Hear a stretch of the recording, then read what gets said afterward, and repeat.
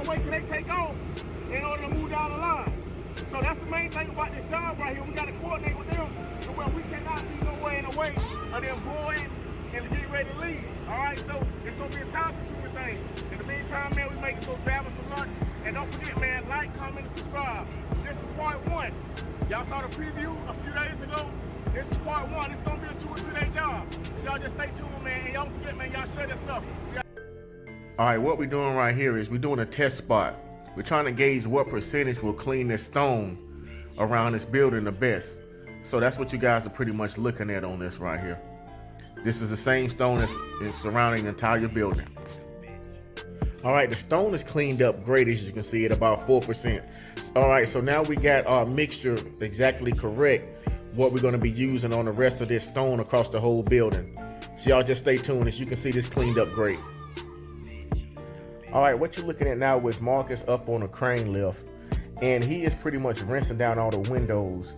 What he's doing is we're gonna be spraying some sodium hypochlorite. So we're making sure when we spray it to where nothing will etch the windows and things like that. So we make sure these surfaces are good and wet before we actually get the spraying chemical around these white parts that you see on the window. See, that's more like a, let's say a metal type. So it has a slicker white type of paint on it. And so we're gonna be spraying that with a lighter mix. We're not gonna be going 4% on this because that's that aluminum right there. Now the stone, of course, is to your right. So what we're doing is we pretty much just prepping the surface for it, rinsing everything down good, taking up that leftover debris. All right, I'm just gonna comment on one of the questions that we got. Of course, in the preview video, we asked you guys to write some questions, what you want to know about the job. And so to Devin S, man, you asked how did we come about with this job, or did we seek it out? We did not seek them out. They actually they saw us somewhere online. They were looking for someone to come in and to place a bid on the job. And thankfully we were one of the contractors that was able to come in, and our bid won. They saw a lot of the work we did with the city already. So that was a big feather in our cap when it came to that. So but how I would go about seeking a job out like this, which we really don't seek them out. A lot of them just call us now. But the thing is that I'll just go in and just hand the card to maybe a maintenance guy or the maintenance supervisor, not just any type of guy. But and just kind of just introduce myself that way for upcoming bids. But you always got to be careful with that these days, because people are more apprehensive about you coming in their personal space. So so you got to always kind of err on the side of caution, especially at a place like this at the airport, man. But that's a great question. I'll go ahead and just try to get my stuff over to a maintenance supervisor or someone to that effect. So that's what we got going on with this. Now, another question was as far as with how we're gonna typically write up our contracts or whatnot. So what we would typically do with something like this, man, you're gonna be looking for a standard contract, and this is for Michael Newby. We typically look for a standard contract, man. We're gonna put our scope of work on there, the amount of time frame that we expect to get it done, of course the expectations for our payments as well. All right, as you can see, we got another flight coming on in, man. So we got to coordinate our game plan again around this. Like I said, we pretty much got the schedule when they're gonna be arriving. So what we're gonna do is we're gonna take a little pause and get off all our hoses and things like that ran, and we're gonna go ahead and go from there. So like I say, this is a part of the job, and of course this time was calculated in the pricing as well. All right, man, we got another one in the books, man. I appreciate y'all for watching this part one of it. Like I said, we're gonna do 2 parts, man. It's probably about a 3-day job. Man, we got a lot of ground covered. I wish we could have, kind of hit the ground running a little bit faster. But the thing is, like I said, we had to get the lift on out here. We had to get everything set up.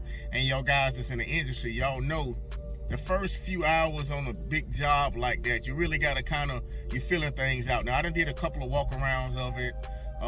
One with the company, and of course another one by myself, just getting all my bearings straight with it. So once we got on a job, man, we was able to get that right mix, because see, this is different from when you're doing a house wash. All right, typically with those house wash mixes, man, you kind of know what it's gonna take and different things like that. But now with this the stone that you guys seen, the stone caps that was running all the way around the pretty much the building, that took a little bit stronger percentage of it, man. I was thinking it was gonna do better, and what it put me in mind of was the same stone that we did for the 911 center you guys seen. If you hadn't checked out that video, man, go check it on out. It's pretty much the same thing, and this one wasn't as dark, but for some reason it didn't clean up quite as good. I kind of take a little bit of that in consideration of it being in the winter time. That was more I guess it was around fall time, but this time is a little bit cooler, so I let it sit on a little bit longer. So I kind of increased the percentage to maybe around about 4.5%, 5%. So we did use a little bit of light pressure on it, man. I was hoping I can go ahead and just get away with my P40 and spray the stuff on there and then rinse it off, but that wasn't quite the case, you feel me? So so that took a little bit. Once we got that ironed on out, man, everything started to flow pretty smooth. So we're gonna get an early start on it tomorrow, man, maybe around about 6 o'clock, and then we're gonna try to work to pretty much wrap this thing up to where if we do have to extend it another day, it can just be a layup and we can kind of keep our normal schedule. So you know, down these parts around here on Thursday and Friday, it's supposed to rain a little bit, all right? So with that being said, man, we're trying to get this thing knocked out to where if we do gotta fit a day in or move a day, we won't be setting our whole schedule back, because we already booked on up, man. So Thursday and Friday, we want to kind of leave those areas for somebody to fit in or not, because it's rain supposed to be in. You get what I'm saying? So, but long story short, man, we appreciate the support. Like I said, we're gonna be continuous, answer these questions as they come along, man. So, like I say, it is what it is, man. We appreciate the support. We appreciate all the love. Appreciate the comments, man. Y'all stay solid, stay blessed, man. And we'll see y'all tomorrow, all right?